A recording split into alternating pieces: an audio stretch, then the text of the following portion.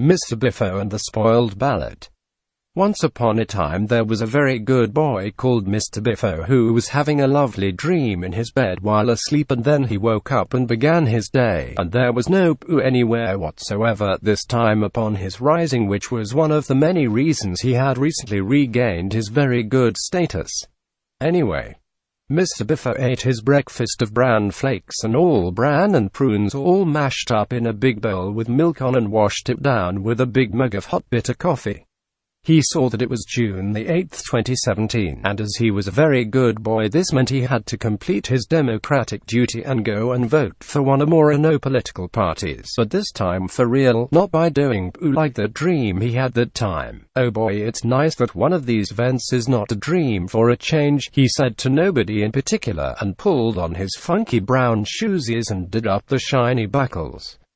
Mr. Biffo arrived at the polling station and said, "It is me, Mr. Biffo, the very good boy, and I'm here to do the vote." "Hello, Mr. Biffo." "Yes, here is your vote," said the presiding officer, and passed it to him.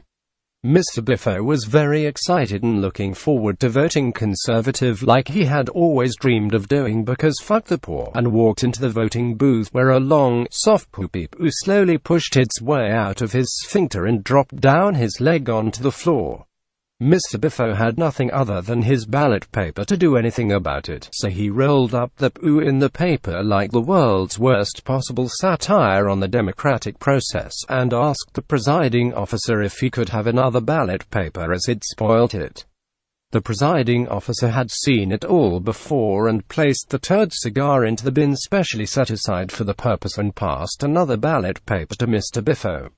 Mr. Biffo started to make his mark again, but then fell to gurgling in his gutsicles. He turned and popped his head round the curtain and asked the staff if there was a toilet to avert the impending disaster, but unsurprisingly it was all far too late. There was a horrific wet, squelching explosion behind him, and the smell of raw, untreated sewage permeated the entire polling station. "Oh dear," said Mr. Biffo, "I appear to have spoiled my ballot by mistake. May I have another?" And the presiding officer sighed, because this hadn't been the first time, and collected the shit-sodden ballot paper from the booth, and after 3.4 minutes of vomiting over the smell, provided a new one and asked Mr. Biffo to use a different booth that wasn't covered in explosive watery diarrhea, and that. Mr. Biffo finally completed his vote and posted it into the ballot box, and said, "Phew, quite a high turnout."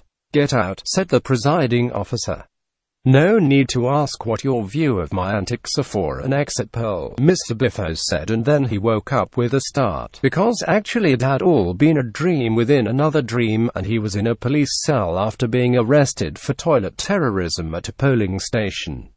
The end.